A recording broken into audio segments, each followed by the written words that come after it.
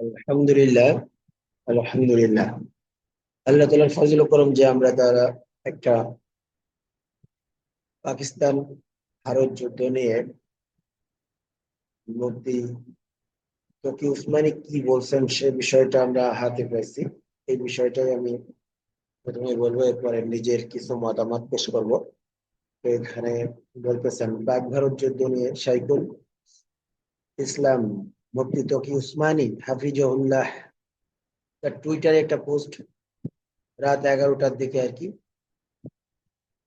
দিচ্ছেন। এটার অনুবাদ এরকম: ভারত রাতের অন্ধকারে পাকিস্তানের নিরীহ নাগরিক ও মসজিদ সমূহের উপর কাপুরুষোচিত হামলা চালিয়ে নিজের নিকৃষ্টতা পুরো বিশ্বের সামনে উন্মোচন করে দিয়েছে। যারা এই হামলায় শহীদ হয়েছেন তারা দেশের জন্য জীবন উৎসর্গ করে অমর হয়ে গেছেন। আলহামদুলিল্লাহ, পাকিস্তানের সেনাবাহিনী এই জঘন্য আগ্রাসনের প্রতিরোধে যে পদক্ষেপই গ্রহণ করবে পুরো জাতি তাদের পাশে রয়েছে। সব মসজিদ মাদ্রাসায় তাদের বিজয় ও সহায়তার জন্য আয়াতে কারিমার খতম করে দোয়ার আয়োজন করা হোক।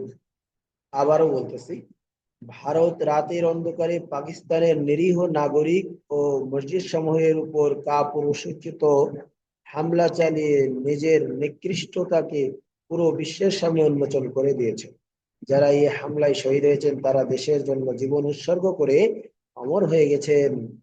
আলহামদুলিল্লাহ, পাকিস্তানের সেনাবাহিনী এই জঘন্য আগ্রাসনের প্রতিরোধে যে পদক্ষেপই গ্রহণ করবে পুরো জাতি তাদের পাশে রয়েছেন।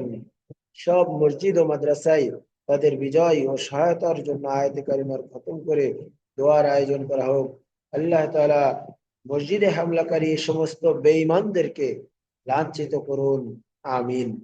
আমরা সকলেই আমিন বলি। বিদিত আমার কিছু কথা, যে ভারত পাকিস্তান দুইটাই স্বাধীন দেশ। স্বাধীন দেশের ক্ষমতা নাই যে অন্য কোনো স্বাধীন দেশের বিরুদ্ধে যুদ্ধ করবে। অনাকাঙ্ক্ষিত যুদ্ধ, এটা এটা যারাই করবে তারাই অপরাধী। তো সে যারাই শুরু করুক, যদি পাকিস্তান শুরু করে থাকে তাহলে পাকিস্তান অপরাধী। কিন্তু আমরা যতটুকু জানি, পাকিস্তানের বিরুদ্ধে তারা অভিযোগ করলেও, ভারত অভিযোগ করলেও আজ পর্যন্ত তারা প্রমাণ দেখাতে পারেনি যে ভারত আগে যুদ্ধ করছে।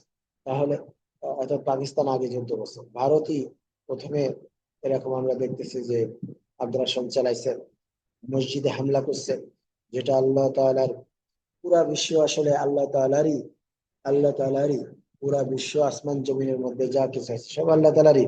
তো মুসলমানদের জন্য আল্লাহ তাআলা দান করছেন, কোন কাফের মুশরিকদের জন্য দান করেন নাই। কোন হিন্দু, কোন বৌদ্ধ, কোন খ্রিস্টান তাদের জন্য আল্লাহ তাআলা দান করেন নাই, মুসলমানদের জন্যই দান করছেন।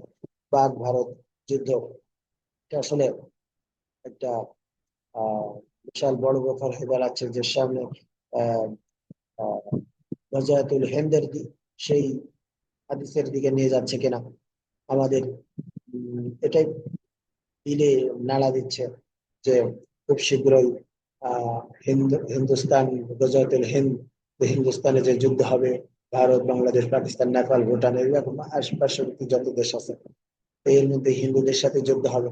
এই যুদ্ধ কি সেই যুদ্ধের দিকে যাচ্ছে কিনা, এই জন্য আসলে মুসলমান হিসেবে প্রত্যেকেরই নিজেদের প্রস্তুতি নেওয়ার সময়, প্রস্তুতি নিয়ে থাকার সময়, যে না জানি কখন সেই ডাক চলে আসে এবং আমি যেন ওই ডাকে শরীক হয়ে নিজেকে শহীদ হিসেবে অথবা গাজী হিসেবে ইমাম মাহদির সাথে যুক্ত হতে পারি। আল্লাহ তাআলা আমাকে এবং যারা এই কথাগুলো শুনতেছে সকলকে আমল করার তৌফিক তৌফিক দান করেন। আমিন।